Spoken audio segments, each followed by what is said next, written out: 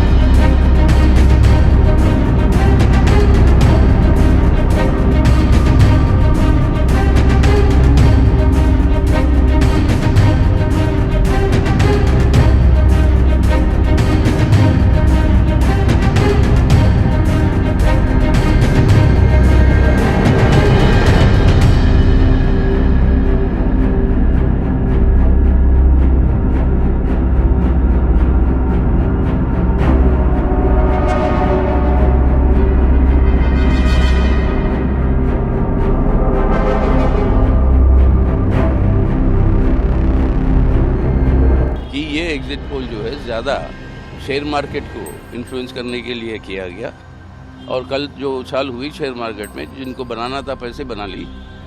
अब असलियत जो है अब आपके सामने आ रही है।